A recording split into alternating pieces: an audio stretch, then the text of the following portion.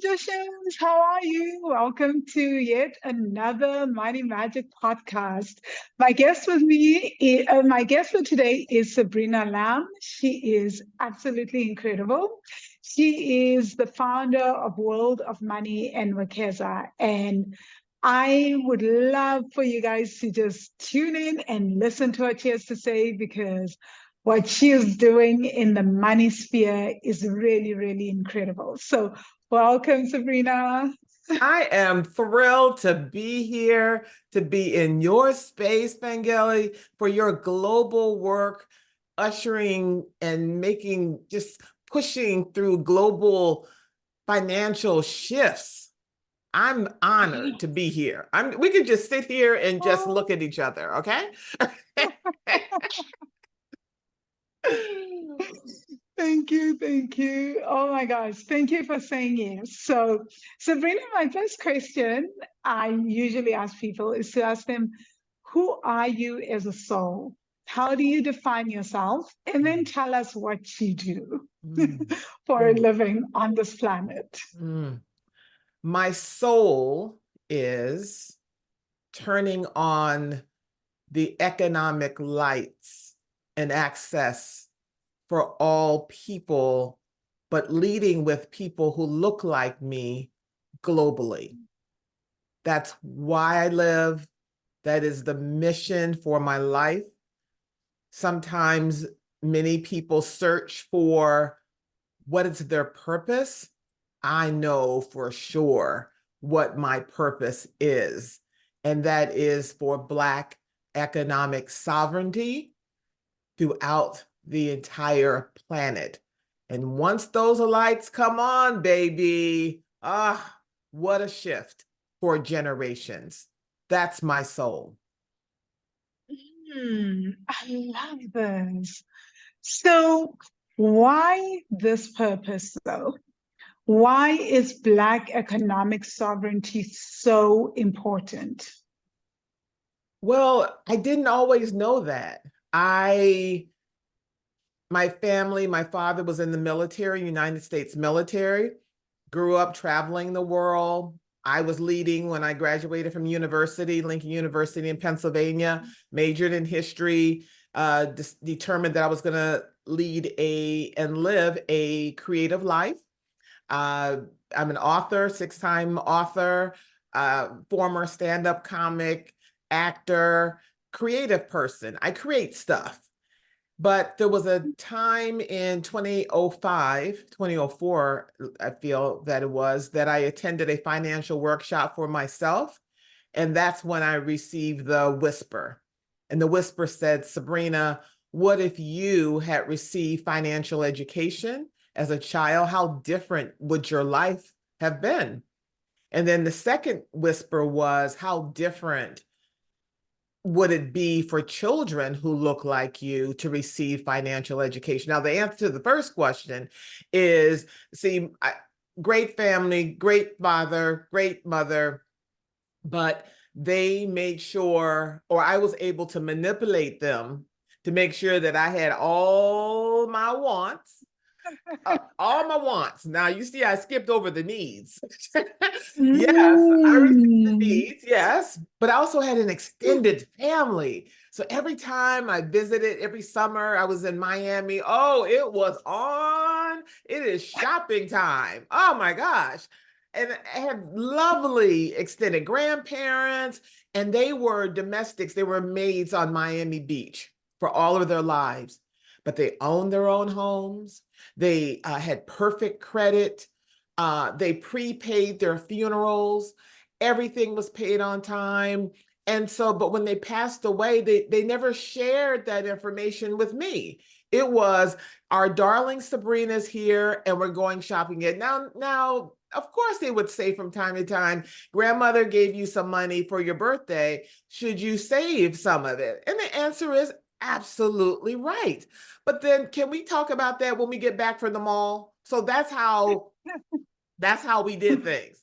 So, but when I attended that workshop, I'll never forget it. I'll never forget where I was sitting. It was in New Jersey. And that's when the lights came on to create World of Money, which is the United States, New York City based nonprofit, but we leverage technology to teach children from around the world financial education through worldofmoney.org or worldofmoneyonline.com. Wow. You said your parents and your grandparents didn't necessarily teach you that the skills. So how would you have defined money before you started on this journey? And how do you define money now that you've got all these skills and this knowledge around building generational wealth? I know now my soul will answer that. And my soul will tell you that money connects you with one of the most powerful currencies on the planet to be leveraged for good. That is the purpose of money. Now, my unenlightened self would have said the purpose of money is to make sure that I had all my wants. And I had a totally consumer mindset. And I was at the mall, I was at whatever holiday it was, whatever the purpose it was. And it was never about saving, because then when I reflect on my own view of my self-worth, I always say now that you can teach saving workshops till the cows come home. However, if that person does not believe that their life is worth saving, then that's just going to go in one ear and out the other. So I have to unpack, particularly with children who believe that the way that they leverage money is to fill the emptiness in their souls so that they can feel good about themselves momentarily until that feeling wanes, which is fairly quickly, and then they have to replenish their self-esteem. But what we teach at World of Money is, hey, you are already perfect as you are. And then we teach them about all the industries on the planet, that the goal is to teach you that you are nothing unless you have that new lipstick, the new sneakers, the new shirt, the new purse, the new vacation. You have to be seen in this photo or whatever. Those are all external. Internal, you're already perfect.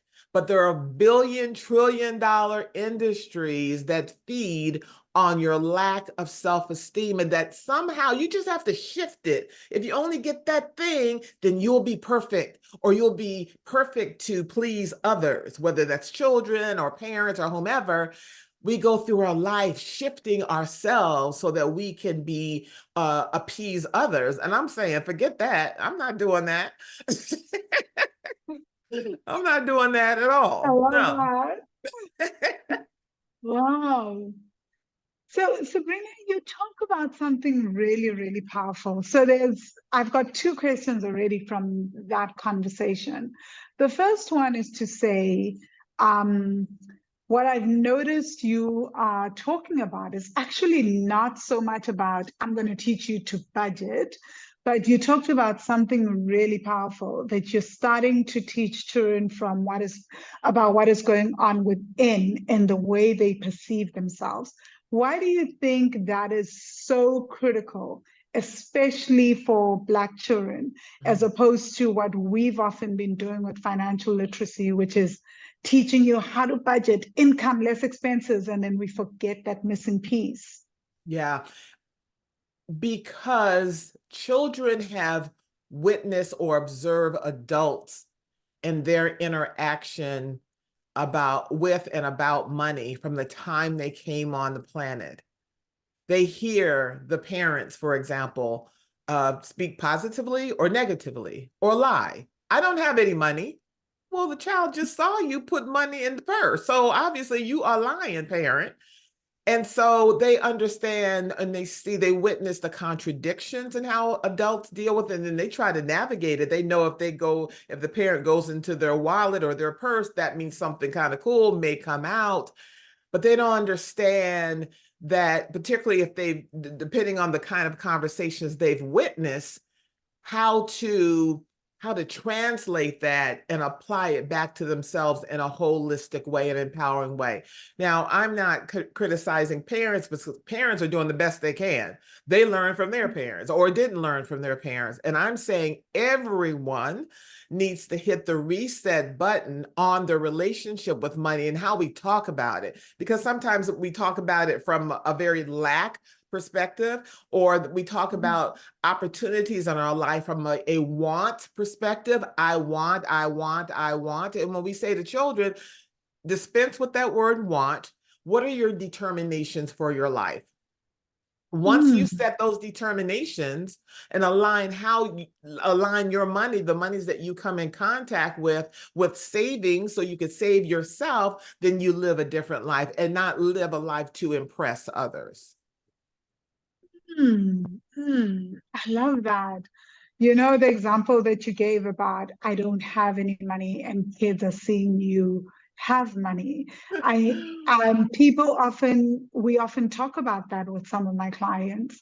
And I'm just wondering, before I move on to the next question, what can a parent do in that case if a child is asking for money? And we as adults know that it's not that you don't have money physically, it's just that that money is budgeted for other things. So how does a parent have that conversation with a child so that they don't walk around carrying those contradictions? That's a great question. Now, it depends on what parent you're talking to. What parent archetype are you talking to? I wrote a book called Do I Look Like a Parent? Do I look like a parent? Do I look like an ATM? A Parent's Yeah. Guide to Raising Financially Responsible African American Children, where I unpack the different parent money beliefs, their parent archetypes. So one parent, the parent that's financially savvy, will just say, this is what we're going to do every Friday, every Thursday night. We're going to have a family business meeting, because families are businesses with revenues and expenditures and so forth. And we're going to talk about what is our money plan this year. And then, child of mine, I want you to go around and I want you to make a list of all of the appliances and the what you think are the expenditures. And I'm going to tell you how much those costs and what monies we have to pay for those. And so then the child understands, oh, all right, this costs something, the space that I'm in.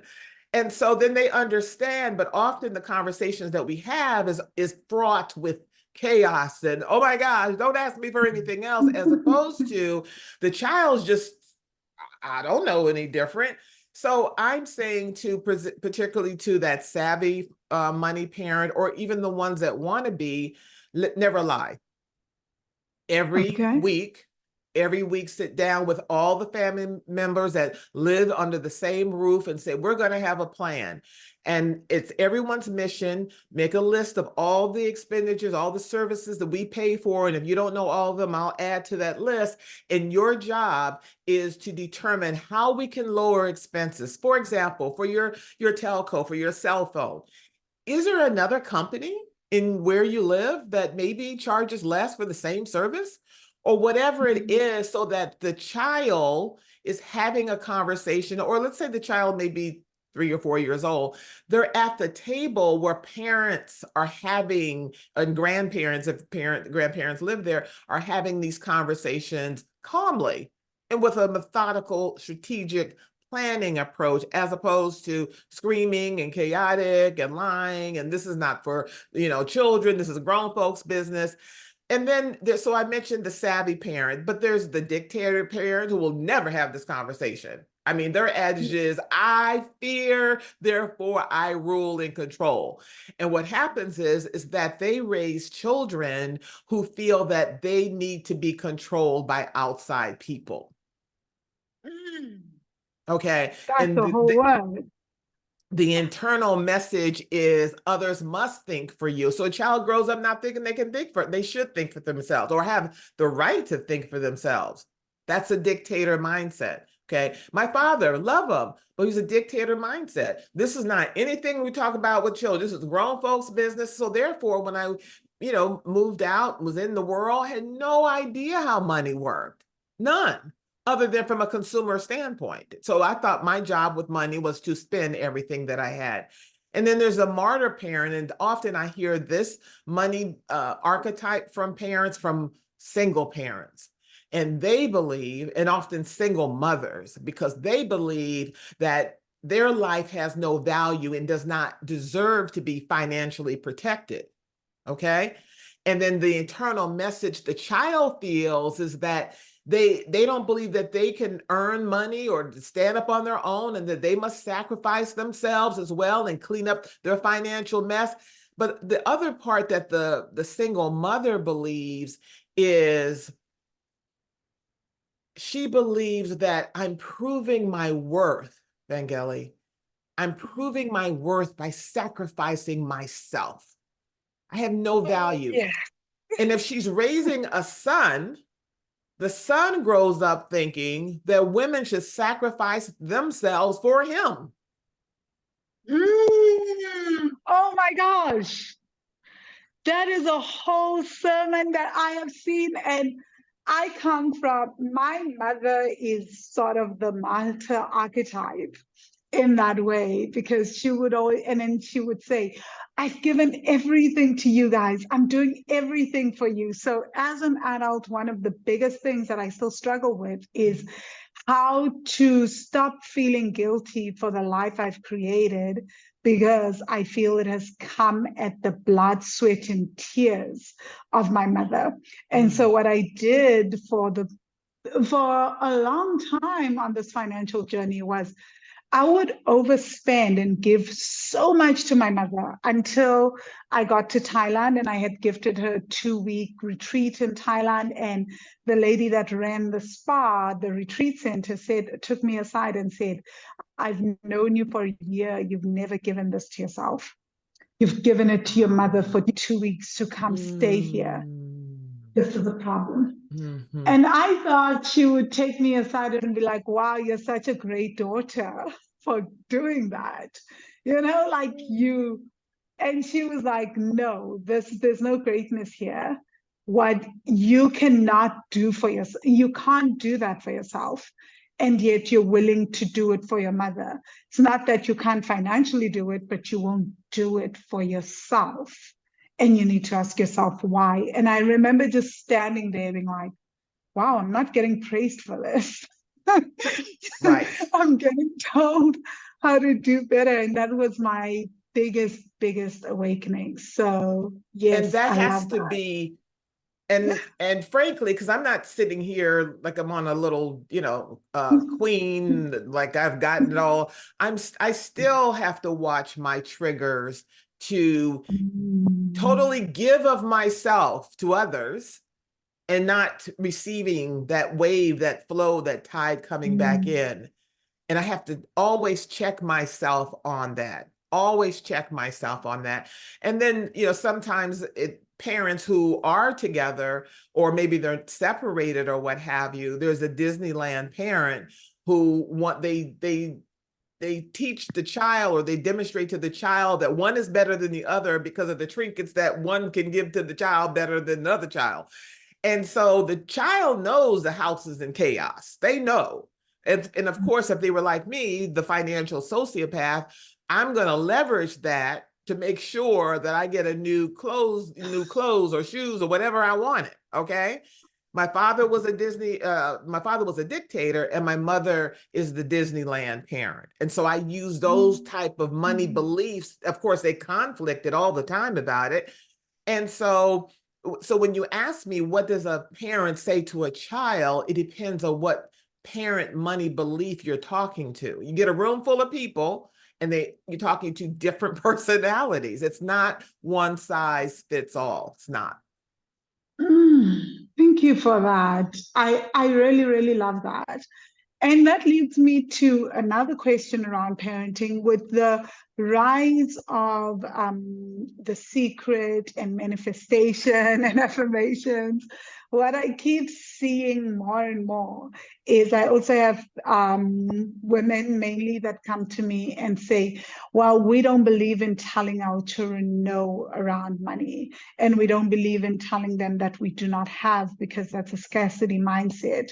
So how I don't believe that's truly healthy. I just don't have the words for it.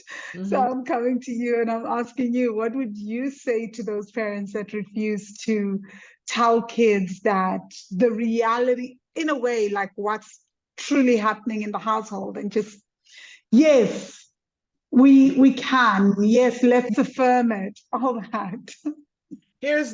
I believe that parents have the duty of becoming eagle parents to prepare their children for the world. The Mm, world, when that child enters the world's going to say no about a lot of stuff, and that child's not going to be prepared. That child's going to enter this in whatever space, professional space, educational spaces, friend spaces, with this deep level of entitlement that I mm, deserve for no reason at all. I deserve to have whatever I want, because they have mm, not been prepared that there are restrictions, or should be restrictions, regarding how we engage with powerful currency. Um, I believe that, children should earn opportunities. I do believe that. You give them a gift or whatever, but teaching our children how to earn opportunities prepares them for the external world, because that's what the world expects for you to earn. Except for maybe charities, they'll give you an opportunity, and maybe you didn't have to earn it, maybe you do. I think that's really unhealthy, particularly when I see the level of entitlement that permeates the globe. I've seen that as well. So I wanted to find out, as we're talking about children and parents, one of the things that Oprah said when she started the Oprah School for Girls here in South Africa, she said she started off with having the kids come to school and then they would leave. That was her idea. But then she realized that the kids would leave and go back to the same environment after 8 hours being at school, and that created some kind, like the work they were doing at the school would probably get undone when they get home, right? So she found that it was much more powerful to have a boarding school, because then they had the kids at the school for such a longer period of time, and then they could really change mindsets. And with this question, I wanted to ask, what have you found? Have you found a similar challenge with World of Money when you're working with children and the parents haven't done the work themselves? And how does that then impact a child's financial development Mm. when the parents themselves are not doing the work? Great question. So at World of Money, our annual youth financial education training institute, is the leading provider of immersive financial education, 120 classroom hours. And while it is not a boarding school, to your point, and to Oprah's point, that immersion experience is really key. Now, parents, they have to enroll their children, because you have to have the consent to have, custody of minor children. But even if the parent decides to do nothing about their own life, they have expressed the highest form of love to give their child new information, or information, reset in the information that the parent themselves never had. And so what I also stress at World of Money, it's not about enrolling your child and then sending them off and then you're home doing something that's totally, opposite of what we're teaching.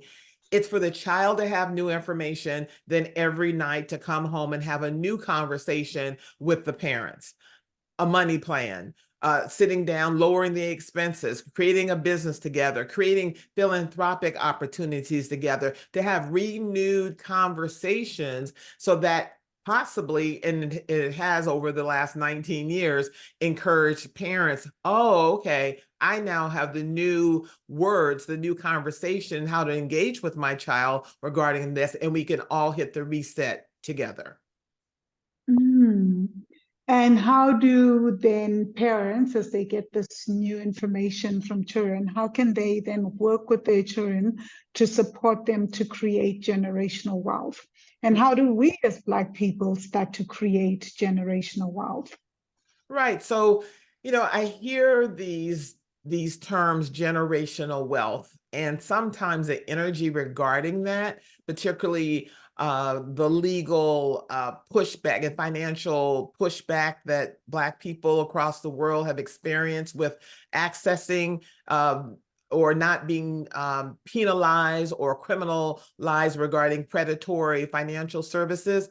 So when I think about generational wealth, I think about, well, what does the average person, let's say in Harlem or, in Accra or in, Johannesburg, think about that term?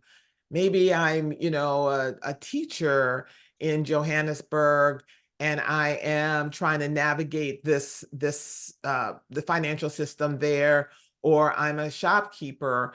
Can I have generational wealth? And what I'm saying is, you can absolutely hit the reset. You can absolutely start again. But my term, I kind of use the term financial fluency, financial capability. Know how the systems operate, the financial systems rather, in your country, in your locale. So if there are banks, or if there are credit unions, or what to stay from, what are the scams, and sometimes they're legal scams, predatory scams that are in your neighborhood or in your area. And then determine that, number one, no matter how much money's coming in, that you're going to save something. Save something. Okay. Yeah. Save something. I'm not talking about millions and trillions of dollars, because sometimes some of us have to play generational catch up, but that doesn't give you a license, no matter what historically we've experienced on this planet as Black people, that doesn't give you the license to spend every nickel you have.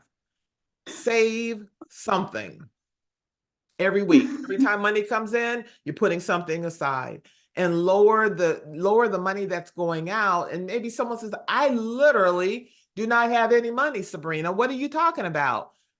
Something, a nickel or something. Or maybe you're spending money that first of all it's depreciates in value, has zero value. Start spending money on those assets that do increase in value.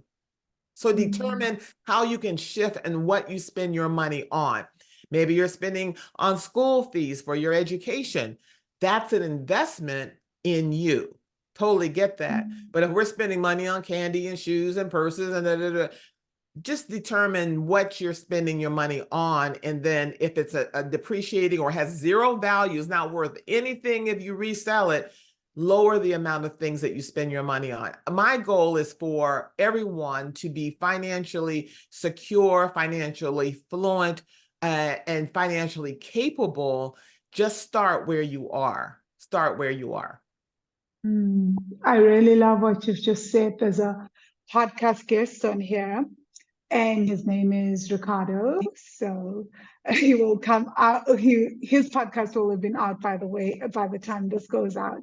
And one thing that Ricardo says, this is for everyone listening, he and his wife couldn't save $1,000 in a year together, but they started off saving 25 cents a month together as a couple. And they've since saved up like thousands, hundreds and thousands of dollars, right? But they started somewhere. So I really, really love that. And I love what you're talking about with financial fluency, because it may take, not all of us are going to build up trust funds in one generation, right? It may take 2 or 3 generations to do that. But like the first generation does better, the next one does even better, and the third one does even better. That's So, right. Vangile, I just want to add one point that you just made, because money has energy. Ricardo, he and his wife were able to leverage money is an energy. So if you're not using money, if you're not respecting your money's not going to respect you at all. And at least no matter what you have, make sure it's all managed.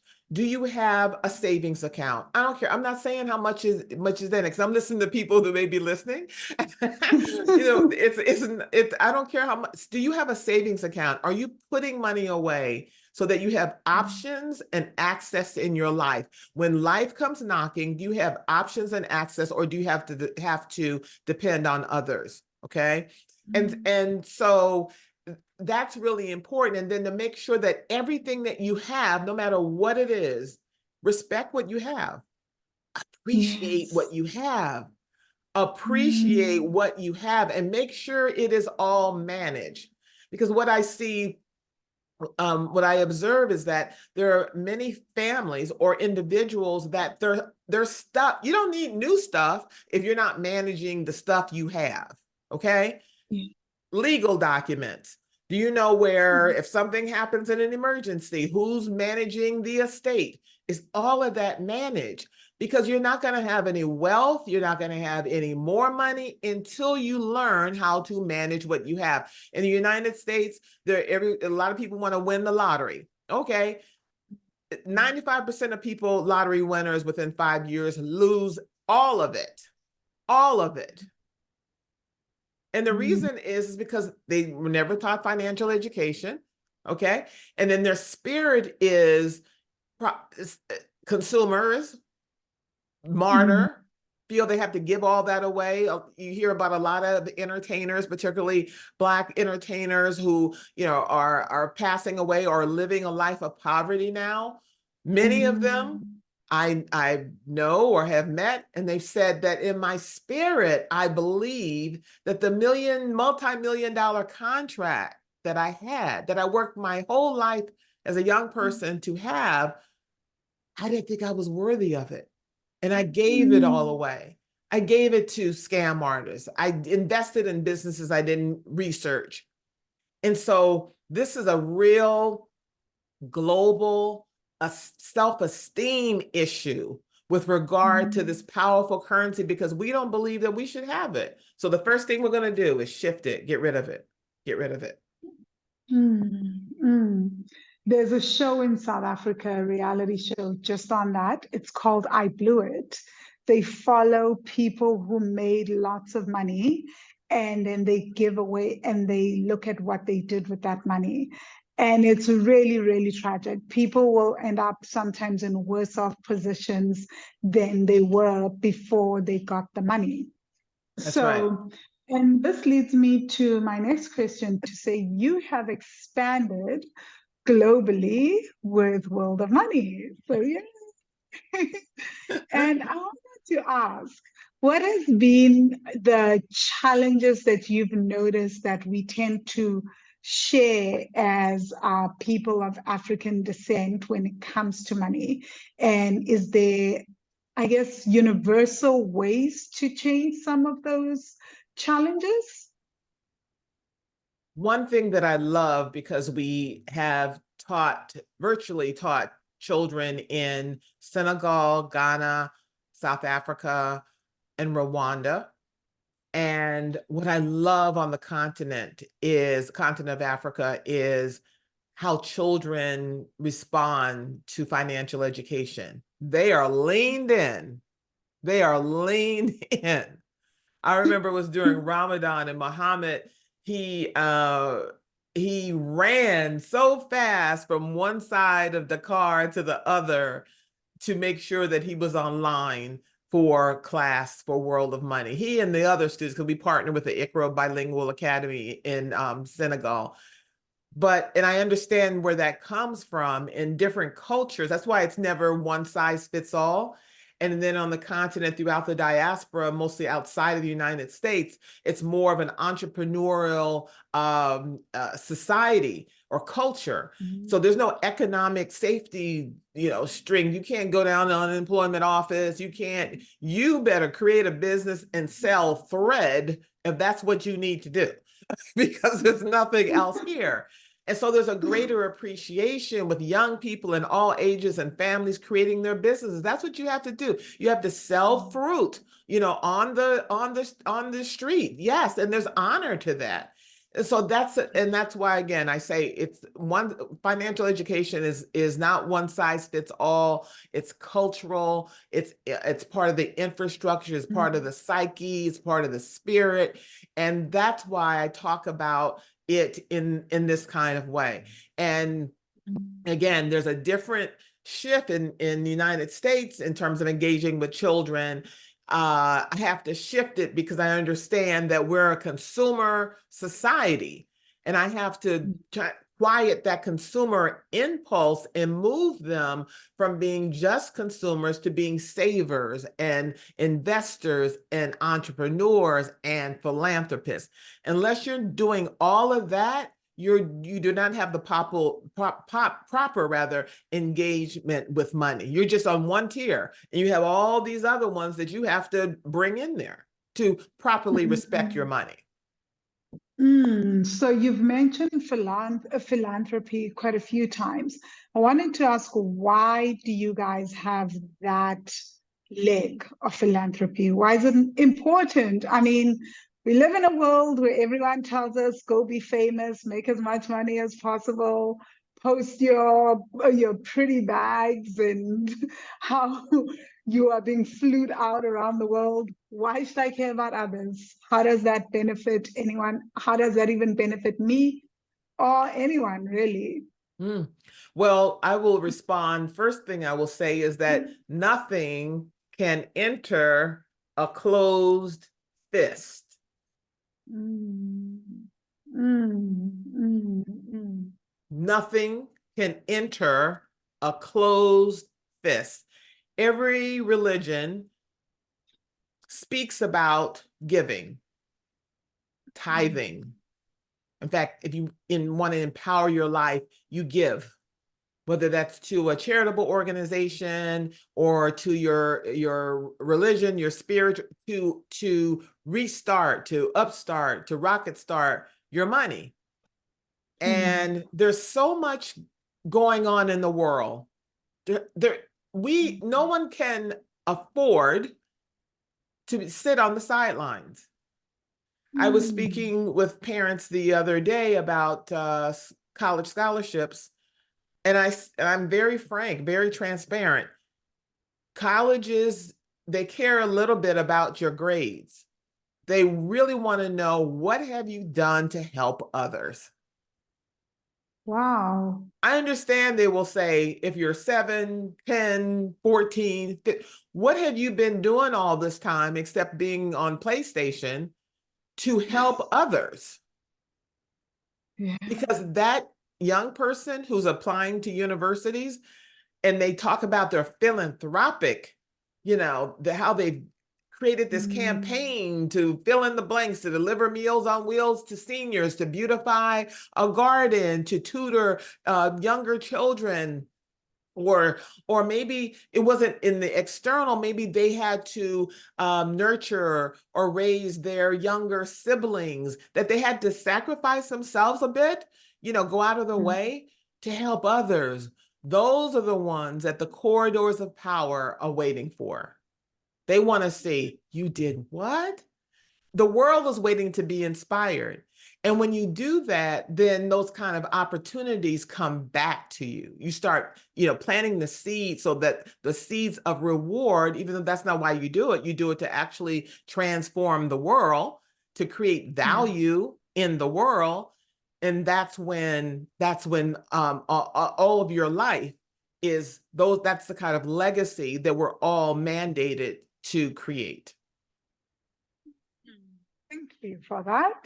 So my second last question is to ask about Wekeza. Why, when you've already had World of Money, did you start Wekeza? We see Wekeza in the background of this video. Yes. So I am led by whispers. And I was speaking at a fintech conference in Nairobi, Kenya, and was speaking with friends from across the continent about the barriers to receiving holistic financial education, as well as having access to purchase or to invest in fractional whole shares in U.S. publicly traded companies, and also the barriers to invest in securities in their own countries. And so that's why and how Wekeza was born. Wekeza means save and invest in Swahili. And the goal is to one day, barring regulatory challenges, is for everyone throughout the diaspora to use the Wekeza app to purchase fractional whole shares in U.S. publicly traded companies, to receive family financial education, as well as other financial services, while we honor your unique culture. I mean, every culture, the Caribbean culture, is mostly based upon susus and community. And so the Wekeza community is part of that, where families have said, listen, I know that we are past generation, we didn't understand how this worked, but we all want to start new, but we also want to partner, be in community with a financial services company, Wekeza, that honors and sees us. So the financial education curriculum is being translated into French, Portuguese, Swahili, Zulu, etc. Because that's the native speaker. I was speaking to a partner in South Africa and had a presentation in Zulu.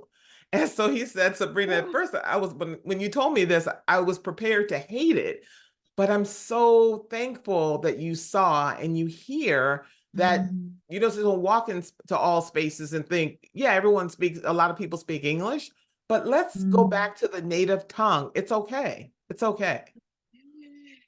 Oh my gosh, I love the sounds of this. Thank you so much, Sabrina. My final question to you is, I know people have been listening to this. We have a lot of mommies that follow the podcast, and I'm sure they are like, I want my child to be part of this. How do they reach you? How do they get involved in either Wekeza or World of Money?